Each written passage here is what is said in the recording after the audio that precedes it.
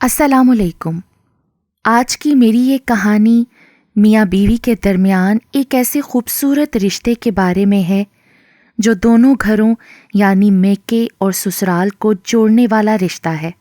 کہانی شروع ہونے سے پہلے اگر آپ میرے چینل پر نیو ہیں تو اردو سینٹر پلس کو سبسکرائب کر کے بیل نوٹیفیکیشن کو آن کر دیں تاکہ آپ کو ملتی رہیں تمام چینل اپڈیٹس۔ کہانی پسند آنے پر ویڈیو کو لائک اور شیئر ضرور کیجیے۔ آج شام کو ریڈی رہنا، بابا کی طرف چلیں گے، اور ہاں، بیبی پنک کلر کا ڈریس پہننا، یہ کلر تم پہ بہت سوٹ کرتا ہے۔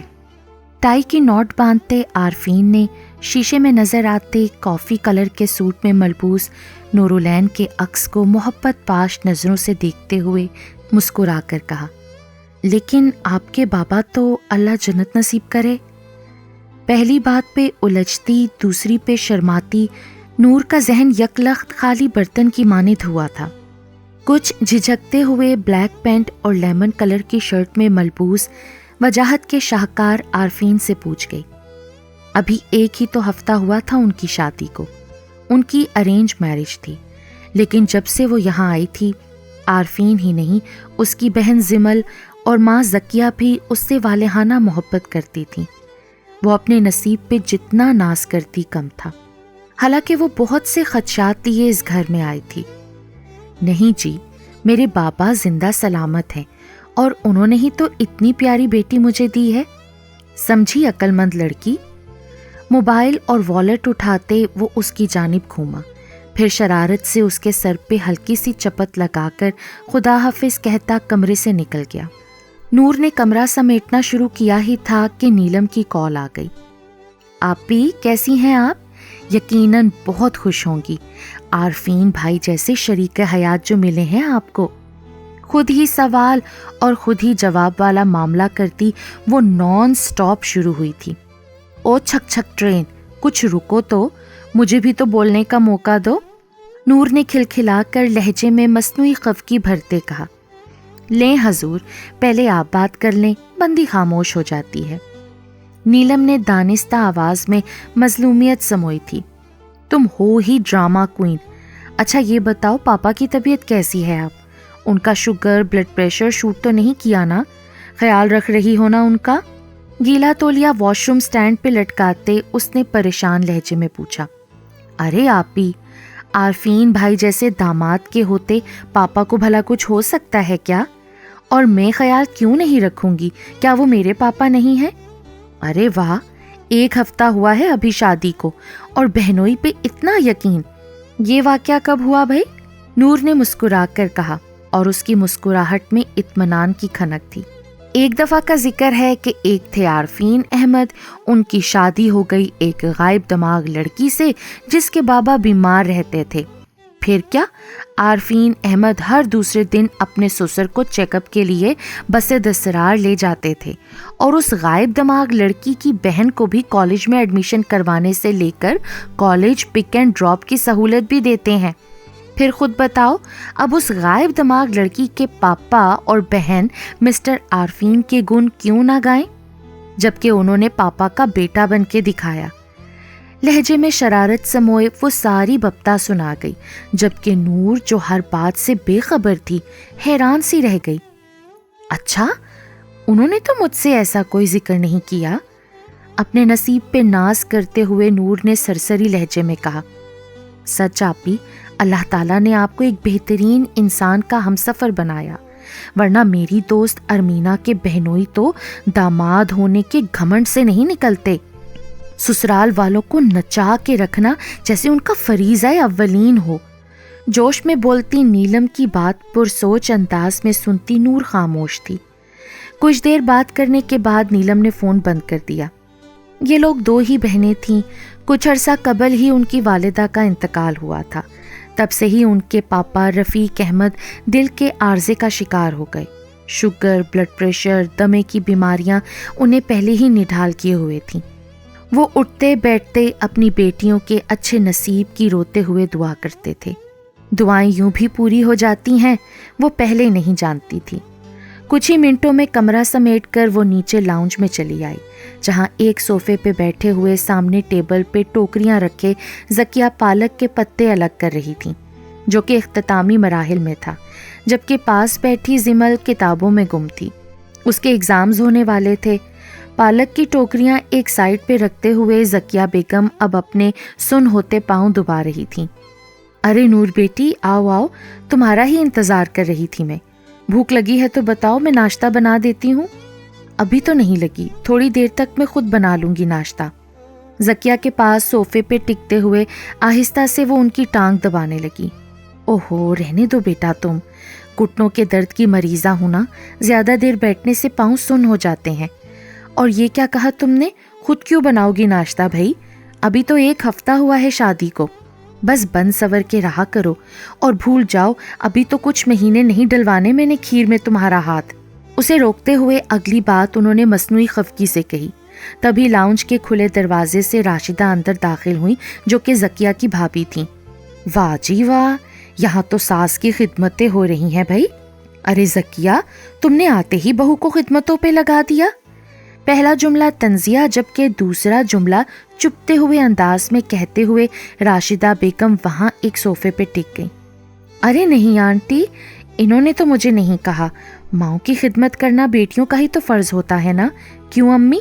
شادی کے بعد پہلی بار انہیں امی کہنے پہ جہاں زکیہ بیگم پہلے حیران پھر بہت خوش ہوئی تھیں، وہیں راشدہ بیگم کے سینے پہ تو گویا سانپ لوٹ گئے۔ وہ شروع سے چاہتی تھیں کہ ان کی عائزہ عارفین کی دلہن بنے۔ زمل، چلو چھوڑو کتابیں، دیکھ نہیں رہی مامی آئی ہیں، جاؤ جوس لے کر آؤ ان کے لیے۔ اور نور بیٹی اب بس کرو، تھک گئی ہوگی۔ زمل کو اٹھاتے ہوئے انہوں نے نرمی سے نور کے ہاتھ ہٹائے۔ جب تک زمل جوس لے کر آئی، راشدہ کئی چپتے ہوئے چھوٹے چھوٹے سے سوال پوچھ چکی تھیں۔ یار امی، کل میرا پیپر ہے اور دماغ خالی ہوا پڑا ہے، مجال ہے کچھ سمجھ میں آ جائے۔ راشدہ کو جوس سرو کرتی زمل نے منہ بنا کے بالکل نیلم کے انداز میں کہا تو نور مسکرا دی۔ اسے زمل میں اپنی بہن نیلم نظر آئی۔ ارے تو اس میں کیسی مشکل ہے زمل، میں ہوں نا، اپنی گڑیا کو میں تیاری کروا دوں گی۔ نور کی بات پہ زکیہ بیگم نے محبت پاش نظروں سے بہو کو دیکھا۔ سچی نور آپی، آپ تیاری کروا دیں گی مجھے؟ یہ پیپر بہت مشکل لگ رہا ہے مجھے۔ زمل ایک دم سے خوش ہو گئی۔ نور ہاں میں سر ہلاتی زمل کے ساتھ اس کے کمرے میں چل دی۔ ارے کسی نے بیٹی بنا لیا، کسی نے بہن بنا لیا، اب ان میاں بیوی کو بھی بھائی بہن نہ بنا دینا کہیں۔ زکیہ نے ناگوار نظروں سے اپنی بےہودہ مذاق پہ خود ہی ٹھٹے لگاتی راشدہ بیگم کو دیکھا۔ بھابھی جی آپ فکر مت کریں، میرے بچے بڑے سمجھدار ہیں، آپ اپنے بیٹے سمیر کا بتائیں، سسرال جا کے پلٹ کے تو آپ لوگوں کی خبر بھی نہ لی اس نے۔ زکیہ بیگم نے بھی دانستہ کرخت لہجے میں چپتا ہوا سوال پوچھا۔ راشدہ بیگم کی گویا دکھتی رگ پہ کسی نے پاؤں رکھ دیا، وہ تو پہلو بدل کر رہ گئی۔ ارے تم تو برا ہی مان گئی، میں نے تو یوں ہی ایک بات کی تھی۔ خیر مجھے اجازت دو، عائزہ گھر میں اکیلی ہوگی نا؟ خجالت سے کہتے وہ دوسرے ہی پل اٹھی تھیں اور زکیہ بیگم نے انہیں مروتاً بھی نہیں روکا۔ وہ لوگ آج شاپنگ پہ گئے تھے۔ واپسی پہ عارفین کے بےحد اصرار پہ وہ لوگ رفیق صاحب کی طرف گئے، جہاں نیلم نے ان کے لیے بریانی، نرگسی کوفتے، رائتا، سلاد اور میٹھے کا اہتمام کر رکھا تھا۔ ان کا وہاں جانا پہلے سے ہی طے شدہ تھا۔ نہ جانے کیوں لیکن وہ یہ دیکھ کر جل بھن گئی، مطلب اس کے پاپا اور بہن اس سے زیادہ اپنے داماد اور بہنوئی یعنی عارفین پہ اعتبار کرنے لگے تھے۔ کوئی بھی بات ہوتی سب سے پہلے عارفین سے شیئر کی جاتی۔ اسے تو پتہ بھی بعد میں لگتا تھا، لیکن وہ عارفین کے ساتھ اتنی خوش تھی کہ سمجھ نہیں پاتی تھی کہ اتنے سے اعتراض پہ وہ دھیان دے بھی یا نہیں۔ لیکن وقتی دل اداس ہو چکا تھا، سو اس نے سب کے بے حد اصرار کے باوجود چند ہی نوالے زہر مار کیے۔ تبھی لائٹ چلی گئی، لیکن کچھ ہی پل میں سالگرہ مبارک کے شور کے ساتھ پھر سے آن ہوئی تھی۔ دوسرے ہی پل وہ بے پناہ خوش ہو گئی تھی۔ سالگرہ مبارک مسز عارفین، جیو ہزاروں سال، اور ہر سال میں خوشی کے دن ہوں بے شمار، آمین۔ عارفین اس کے سامنے گھٹنوں کے بل بیٹھا سرخ گلابوں کا بکے پیش کرتے ہوئے دلفریب مسکراہٹ سمیت بولا، بہت شکریہ، مجھے تو یاد بھی نہیں تھا۔ نور تو گویا نہال ہو گئی، جبکہ رفیق صاحب کے چہرے پہ موجود گہری مسکراہٹ میں اطمینان کا ایک جہاں آباد تھا۔ آپی، میں نے کہا تھا نا کہ آپ بہت خوش نصیب ہیں جو آپ کو عارفین بھائی جیسا شریک حیات ملا۔ جب سب لاؤنج میں براجمان ہو گئے تو نیلم نے کوہنی مارتے ہوئے نور کو چھیڑا تھا۔ پھر جلد ہی نیلم نے کھانا سرو کر دیا جو عارفین نے برائے نام کھایا۔ سب نے بھی عجیب سے محسوسات کے چلتے برائے نام کھانا زہر مار کیا۔ پتہ نہیں کیوں لیکن وہ دل سے خوش نہیں تھی، اور ساتھ ہی عارفین نے کیک کٹوا دیا۔ شاید یہ بھی طے شدہ تھا۔ کیک کٹتے ہی عارفین نے واپسی کے لیے اجازت لی۔ شاید یہ بھی طے شدہ تھا۔ حیرت تو اسے اپنے باپ اور بہن پہ ہوئی جنہوں نے مروتاً بھی اسے رکنے کا نہیں کہا، جبکہ وہ کچھ ٹائم ان کے ساتھ گزارنا چاہتی تھی۔ اگلے آدھے گھنٹے میں وہ لوگ گھر پہنچے تھے، جہاں زمل اور زکیہ بیگم نے بھی کھانے کا اہتمام کر رکھا تھا، اور کیک زمل نے خود بنایا تھا۔ بیٹا اتنی دیر کر دی، آج تو بہو کی سالگرہ ہے اور تم اسے شاپنگ پر لے کر چل دیے۔ تمہیں پتہ ہے میں نے خود اپنے ہاتھوں سے تم دونوں کی پسند کا کھانا بنایا تھا۔ جی اماں، ٹریفک بہت تھی نا اس لیے لیٹ ہو گئے، پھر واپسی پہ بابا کے گھر گئے تھے، انہوں نے بھی اہتمام کیا ہوا تھا، پر آپ فٹافٹ کھانا لگائیں۔ میں نے تو کیا، آپ کی بہو نے بھی برائے نام ہی کھانا کھایا ہے، کہہ رہی تھی کہ گھر امی نے اہتمام کیا ہوگا، میں تو وہیں جا کر کھاؤں گی۔ فراٹے سے جھوٹ بولتا عارفین نور کو معتجب چھوڑ کر اوپر کمرے میں جا چکا تھا، جبکہ زکیہ بیگم تو اپنے بہو اور بیٹے پر نہال ہو گئی تھی۔ سچ کہتے ہیں کہ بہو میں ہی اصل بیٹیاں ہوتی ہیں، ورنہ اپنی بیٹیاں تو پرایا دھن ہوتی ہیں نا۔ آج تم نے میرا مان اور بڑھا دیا بیٹی، ورنہ کون یوں اپنے اتنے اہم دن پہ باپ کے گھر سے بھوکا اٹھاتا ہے۔ اللہ تمہیں میرے بیٹے کے ساتھ ہمیشہ خوش رکھے، میری جان تمہیں بہت بہت سالگرہ مبارک۔ اس کا ماتھا چوم کر بالکل ایک ماں کی طرح وش کرتے ہوئے زکیہ بیگم نے اسے اپنے ساتھ لپٹایا اور اندر کی طرف چل دی۔ کیا ضرورت تھی اماں کے سامنے جھوٹ بولنے کی عارفین، جبکہ ہم تو پاپا کے گھر سے کھانا کھا کر نکلے تھے۔ صبح کے لیے عارفین کے کپڑے استری کرتے ہوئے نور نے الارم سیٹ کرتے عارفین سے پوچھا، ارے کیا فرق پڑ گیا اگر ایک جھوٹ سے اماں خوش ہو گئیں تو اگر اماں کے ساتھ ہی کھانا کھانا تھا تو پاپا کے گھر کھانا کھانے کی کیا ضرورت تھی عارفین؟ اور یقیناً آپ نے ہی ان لوگوں سے کہا ہوگا کہ وہاں زیادہ دیر رکیں گے نہیں۔ نادانستہ طور پر نور کا لہجہ کرخت ہوا تھا۔ دونوں بازو کا تکیہ بنائے لیٹے عارفین نے اس کے لہجے میں پھنکارتے شکوے کے ناگوں کو بغور سنا اور پھر مسکرا دیا۔ بہت زیادہ ضروری تھا، کیونکہ بابا نے ہمیں انوائٹ کیا تھا، میں ان کا دل تو نہیں توڑ سکتا تھا نا۔ رہ گئی بات امی کی، تو میں ان کا اکلوتا بیٹا ہوں، وہ روایتی سوچ رکھنے والی ماں نہیں ہے، نہ میں انہیں بننے دوں گا، اور نہ ہی میں تمہیں روایتی بہو بننے دوں گا۔ میں کب روایتی بہو بنی عارفین؟ صرف جو سوال ذہن میں آیا وہ پوچھ لیا نا۔ مسز عارفین، جو رشتے ہوتے ہیں نا یہ ستاروں کی مانند ہوتے ہیں۔ ستارے بہت دیر تک ہماری آنکھوں کو منور نہیں رکھتے، بہت جلد منظر عام سے غائب ہو جاتے ہیں کسی اور جہاں کو منور کرنے کے لیے، جیسے میرے بابا، جیسے تمہاری ماما۔ بس میں یہ چاہتا ہوں کہ ہم ان ستاروں کو بانٹ لیں جو ابھی ہمیں منور کر رہے ہیں۔ میں اپنے بابا اور بہن نیلم کا خیال رکھوں، اور تم اپنی امی اور اپنی بہن زمل کا خیال رکھو۔ نور کی نگاہیں جذب کے عالم میں بولتے عارفین کے چہرے پہ جمی تھیں۔ وہ جسے جھوٹا اور پراسرار سمجھتی رہی وہ کتنے خوبصورت خیالات کا مالک تھا۔ دیکھو مسز عارفین، کبھی بھی مجھے میری ماں سے چھیننے کا مت سوچنا۔ میں وہ پودا ہوں جسے میری ماں نے بیوگی کی چادر اوڑھے اپنے خون سے سینچا۔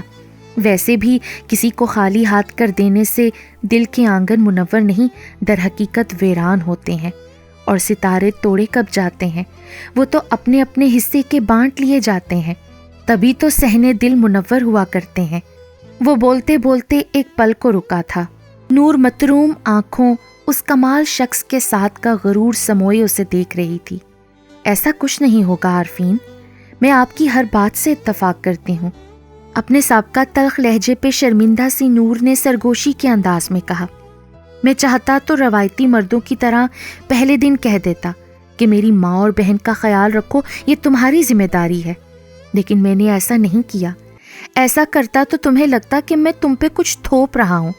اسی لیے میں نے تمہارے رشتوں کو دل سے اپنایا تاکہ تمہارے لیے ایک اچھا مثالی شوہر بن سکوں، اور میں خوش نصیب تھا کہ میرا واسطہ تم جیسی ظرف والی عورت سے پڑا جس نے میرے رویے کو فار گرانٹیڈ لینے کے بجائے میرے رشتوں کو دل سے اپنایا۔ اس کے لیے دل سے تمہارا شکر گزار ہوں۔ اس کا ہاتھ پکڑتے عارفین نے مسکراتے ہوئے کہا، در حقیقت تو میں اللہ کی شکر گزار ہوں جس نے آپ جیسے نفیس سوچ کے حامل بہترین انسان کو میرا ہم سفر بنایا۔ دو آنسو پلکوں کی باڑ پھلانگ کر رخساروں پر سجدہ شکر بجا لائے تھے، جنہیں ہاتھ کی پشت سے صاف کرتی نور مسکراتی۔ ہاں، اس کی ایک دوسری وجہ بھی ہے۔ دراصل میں ایک لالچی آدمی ہوں۔ میں چاہتا ہوں کہ عمر کے آخری حصے میں میری اولاد بھی میرا خیال رکھے۔ کہتے ہیں نا، دنیا مکافات عمل کے سوا کچھ نہیں، سو میں بھی محبت بو رہا ہوں تاکہ بڑھاپے کے عالم میں جب مجھے سہارے کی ضرورت ہو تو میری اولاد حق سمجھ کے مجھے سہارا دے، بوجھ سمجھ کر نہیں۔ عارفین کی آنکھیں لبالب کھارے پانیوں سے بھری تھیں۔ انشاءاللہ عارفین، کیوں نہیں؟ اچھا چلے اب آپ سو جائیں، میں امی کو دوا کھلا کر آتی ہوں۔ آپ کو تو پتہ ہے نا، دوا کے معاملے میں وہ بہت لاپرواہ ہیں۔ اور ہاں، یہ میں آپ کے لیے نہیں کر رہی، آپ کو دیکھ کر میں بھی بہت لالچی ہو چکی ہوں۔ نور جانتی تھی کہ دل کا ہلکا پھلکا ہونا بھی ضروری تھا، سو اس نے روتے ہوئے عارفین کو روکنے کی قطعاً کوشش نہیں کی اور کمرے سے نکلتی چلی گئی اپنی ساس کو دوا کھلانے۔ ارینج میرج محض دو لوگوں کا ملن نہیں بلکہ دو خاندانوں کے درمیان ایک کچا پل ہوتا ہے۔ اس کہانی میں عارفین نے دکھایا کہ بیوی کا دل جیتنے کا راستہ صرف تحفوں سے نہیں بلکہ اس کے بیمار باپ کی لاٹھی بننے اور اس کی بہن کو بھائی کا مان دینے سے گزرتا ہے۔ لیکن محبت کا یہ سفر تب مکمل ہوتا ہے جب نورالعین نے اپنے سسرال کو صرف ایک گھر نہیں بلکہ اپنی عبادت گاہ بنا لیا، ایک ایسی داستان جہاں عزت کے بدلے عزت ملتی ہے اور جہاں میرا اور تیرا ختم ہو کر سب اپنا بن جاتا ہے۔